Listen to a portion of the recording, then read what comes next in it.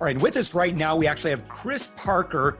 Chris Parker is the founder of WhatIsMyIPAddress.com, which, it's kind of funny when we were getting connected and I looked in my calendar, usually there's a spot where it says, well, what's your website address? And so I saw that there and my first thought was, okay, someone's just being funny. They don't want to share their real website address. And I'm like, no, this is actually the guy who started WhatIsMyIPAddress.com. What year was that, by the way, Chris? That was January 2000, so almost 20 years ago. Amazing. So I imagine you had just a simple, what was the very first iteration of the website? Did you design something that would just display that information then? The very first iteration of the website was one line of code on the server that just showed the IP address. There were no banner ads, there was no content. It was just a number and whatever the default font was in the corner of the screen. Was that, were you using like Perl script or Java, not JavaScript at the time, PHP, what were you using? Classic ASP running on like an NT server box that was sitting next to my desk at home. Oh my gosh, no kidding. So you and I, before we started I hit record on our conversation. So I was developing websites in the late 90s as well. So we're talking about what you had to do to buy a domain name back then, and it was very expensive compared to what it is today. But I would imagine over the years, you've had some pretty decent traffic on the site. Yeah, it's ramped up to, I think last month I hit a record of about 7 million visits. So can I ask, and you don't have to give me exact numbers, but what kind of AdSense revenue do you get on that kind of traffic? I don't know the AdSense number off the top of my head because I use a fully managed solution, so it kind of blends a bunch of things together. Right. But display revenue is mid to high six figures a year on the website. Nice. That's a nice little, it's wonderful if you can spot a trend and position it yourself in front of that trend. So matter of fact, I was just on the phone or just doing a call with someone who's positioned themselves very, very well in the cannabis, hemp, CBD world. And they've got over 1 million followers now. Wow. I said, look, with more and more states changing their laws over the next 10 years or so, as long as you don't screw that up, I think you're going to be in a pretty good position. Yes. So, even having 1 million followers right now, that's not too bad for today. But anyway, so you've made good on that. And so one thing, Chris, that you do a lot of work on, I'd really love to have kind of a quick little mini lesson. And we're going to talk about digital security for entrepreneurs. And the entrepreneurs that I'd love to talk about would be people that are generally running their business off of their laptop. They're using hotspots. They've got personal data on their laptop itself. They likely subscribe to a lot of different services, maybe to run an e-commerce website or membership site. Maybe they're an agency or a freelancer. And so I'd love to go through some items that I think every entrepreneur should concern themselves with as they are starting and or running their business. So if we could start, I think is kind of a no-brainer. Can you talk about why having a VPN is kind of important today? Yeah, I think these days VPNs are becoming more and more important. And probably to take a step back for people who don't know what a VPN is, it's a service that routes your internet traffic. It encrypts it and routes it through their servers.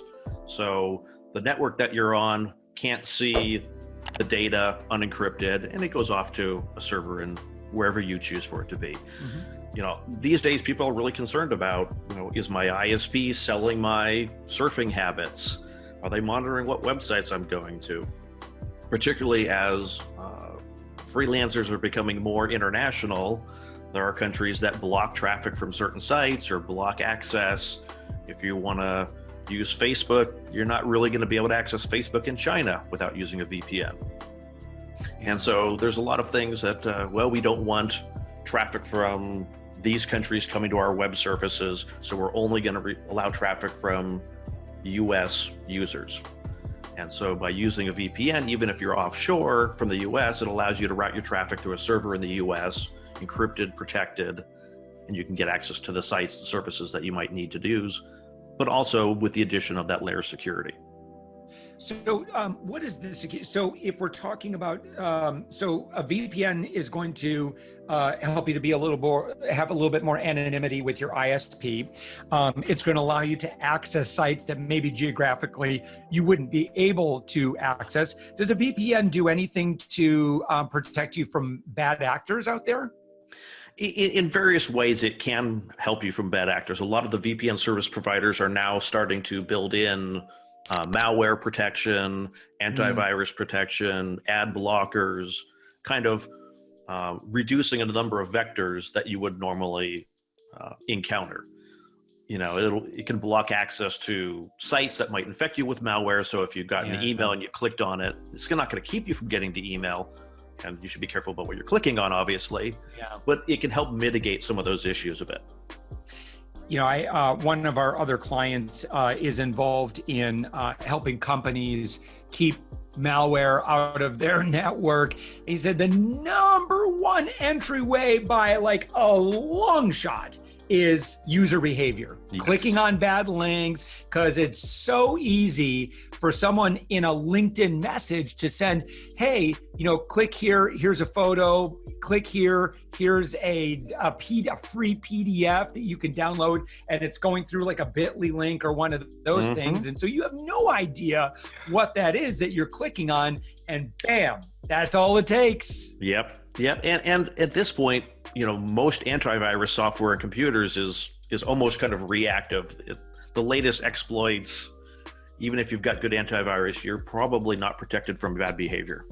No. And so what his company does is actually it basically tests the employees on it's basically finding all the latest trickiest stuff out there and just trying to fool employees on a regular basis so that they can find behavior holes in the security, which anyway. So how about connecting to hotspots? What's good best practices for that? If you spend most of your time in co-working spaces and on companies' public Wi-Fi's, what should we be doing there? I would definitely be looking at using a VPN service. There's also, if you're particularly concerned, and I think when you're using things like mom and pop restaurant Wi-Fi's and coffee shop Wi-Fi's that are not maintained by, you know, Starbucks is probably a little bit safer because it's maintained by a company that has IT people, but you know, Mom's Bagel Shop, it's mom. She doesn't know anything about IT. Someone just told her, if you want more customers, you know, turn on your guest Wi-Fi. So she did it. Kind of the more recent trend, those who are particularly more security conscious, there's hardware VPNs. So basically, you're not connecting up your laptop to Mom's Bagel Wi-Fi. You're connecting up to your hardware device. It's usually like a hockey puck sized device. And then that device turns around and connects out to mom's bagel Wi-Fi. So you've got that extra layer of security, because it's one thing to make sure that your traffic is encrypted, but your computer is still potentially exposed on the network when you're using one of these hardware VPNs. Really? So you could just like plug this in your USB or something like that and use it that way? Even better, they're mostly battery these days. It's a hockey puck, you know, maybe the size of your fist. You can charge your phone from it. It usually allows, you know, 5 to 7 users. So if you're a family traveling, it's also good for that sort of thing. If you're a family traveling and you're going to the hotel Wi-Fi, you just connect up the hockey puck to the hotel Wi-Fi, and you don't have to reprogram the kids' Xbox. You don't have to reprogram anybody's Wi-Fi, anyone's iPads. They're all just used to connecting up to this VPN hockey puck. I like this. You know, I'm kind of looking around and I'm not really finding this. Chris, can you help me with any brand names? Probably. Do you know of any? Probably the most well-known one is Kezel, Kezzeel. Kez. 2 E's. Oh, Kezel. Kiesel, look at that. Okay, Oh, sorry, cool. EEZEL. Yeah, look at that. So, but looks like 199 or under. Okay, I like this. This is brilliant. So then okay, I got it. So your device connecting to the Kiesel. Kiesel then is kind of this middleman between you and the rest of the world. Correct. So you now have a physical hardware firewall protecting your laptop from the network, in addition to the security benefits of having a VPN. Oh, that's pretty cool. I'm going to add that to my wish list here. So thank you so much. So how about dealing with clients' personal information on our computers? What are some good best practices for that? So most modern operating systems now allow you to encrypt your operating system. Sometimes it requires it from that first install. Other ones you can turn it on after the fact, but that at least allows, if your laptop gets stolen, that without your password, they're not going to be able to just take the hard drive out and plug it into their computer and read the data. I mean, data breaches these days are, I don't know, more frequent than coffee shop visits. You can't keep up with the data breaches. But if you do things like making sure that you're encrypting your machine, making sure you're checking for viruses on a regular basis, watching out what you're doing, that's probably going to be your best bet at keeping your client data secure if it's on your local machine. What about Mac users? Sometimes us Mac users get a little egotistical in thinking that we're immune from such things. One of the things that I've historically loved about Macs, and maybe this will even concern you a little bit less these days, is that when I had a Mac that would fail, I could take the hard drive out and just stick it in another machine and turn it on and continue on as normal. Yeah, good luck with that. Basically means if someone has that hard drive, they've got all your data. Mac has, I think they call it as File Vault, that you turn it on, your hard drive's encrypted. If you don't log into your computer, nothing's coming off of it. You have to realize that you need to be doing backups then, offsite remote backups, because if your hard drive crashes and you want to take it down to the local hard drive repair or data recovery place, guess what? They're gonna, hey, guess what? We uncovered a whole bunch of encrypted stuff, but you can't access it because you don't have that physical machine anymore. Sorry. Wow. But now, if it's private data, that's a good thing because you don't want people getting access to it. But you need to make sure that when you need to regain access to it, you can. And offsite backups are great for that. Yeah. So how about like running transactions on our site? So if I'm using WooCommerce, if I'm using Shopify, I'm processing through Stripe or something like that. I mean, are there any other concerns I should have, or can I just trust that my third-party providers are going to do their job to keep my clients' personal data safe? They'll do as good as they can do, and to assume that they'll never be breached is a bad idea. You should kind of always assume that your vendors are going to get breached and data is going to get out there. But I think probably the more likely vector for most small businesses is their own website gets compromised. That they haven't kept their WordPress up to date, or they're using plugins that just aren't secure, and that becomes a vector for someone to come in and I think they refer to it as a skimmer. So all the credit card transactions are still happening, but they're just skimming off the credit card numbers, the security authorizations, and they're basically able to get all the credit card numbers that you're using, along with all the authentication information for them. Yeah. So WordPress in particular, I mean, let's just kind of review some best practices for that. So number one, keep your WordPress site up to date. That's going to be helpful. Your plugins as well, keep those up to date. Is there any way to know if let's say you have an old plugin, is there any way to know that it's vulnerable now? You can go searching for it. It's really hard to know if something out there is vulnerable unless it's broadcast that it's vulnerable. You might want to look at things like WP White Security. They have a couple of security plugins that do audit logging, file transactions. So like if your files start changing and you're not doing it, then it can kind of alert you that there's something going on your platform. They're really good for audit logging to make sure that your users who are using your WordPress are actually doing what they say they're doing, and that they're not installing you don't have users intentionally installing backdoors. Yeah. I think where people get into the biggest problem is they install a plugin and they test it and they go, oh, this is kind of cool. But at some point they go, no, I don't want to use it, but they don't actually uninstall it. So if it's any plugin that you're not using, uninstall it so you remove the possibility of it becoming an attack vector. And not just deactivate, but actually uninstall it from the server so the code is not sitting on your machine. Correct. Yeah, and there are some good themes, or I'm sorry, some good plugins that would probably help with some different areas of security as well that aren't baked into WordPress by itself. Yeah, there's going to be some things that are going to make sure that you've got good password management, that you've got solid password enforcement, things like that. I mean, those are kind of best practices, regardless of whether it's WordPress or any platform or even any software as a service that you're using. This one should be a layup for you. Talk about passwords for a second. Passwords are a scary, scary thing. In a way, passwords are really cool and they're really bad.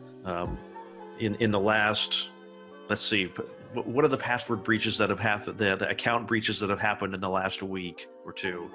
We've had Capital One has had a significant breach. Now that wasn't passwords, but there's a 100 million breach almost every week these days.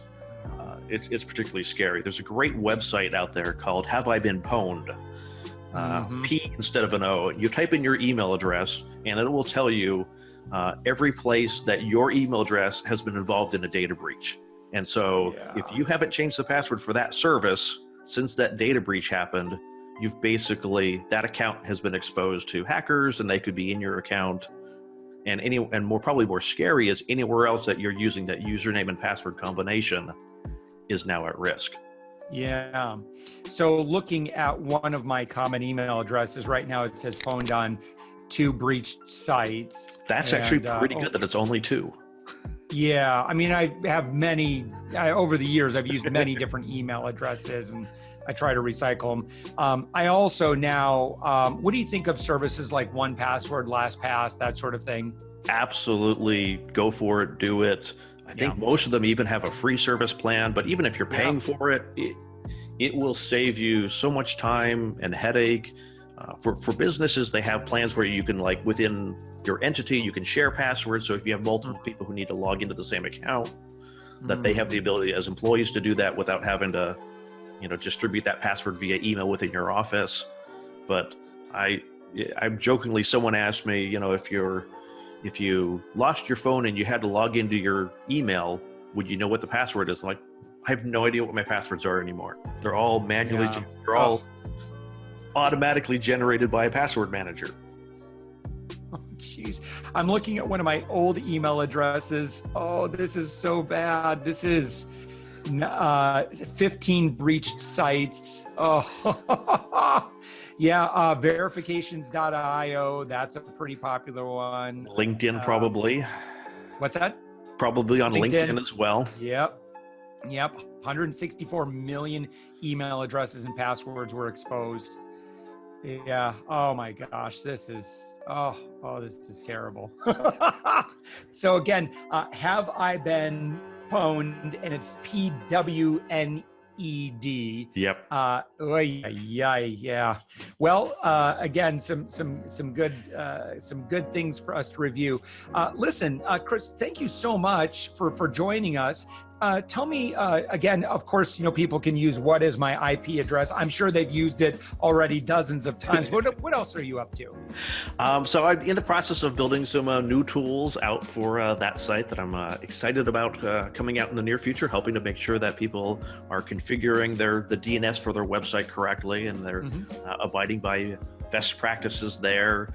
There's a lot of privacy, security, online safety content, and we're have a massive pipeline of stuff that's coming out here in the next couple months. So we're really excited about really helping people to be safe and secure online with things that are doable. They're not, you don't need an IT degree to do a lot of these things. And that's the idea, is like, what's the practical stuff that 99% of us can do to up-level our privacy and security?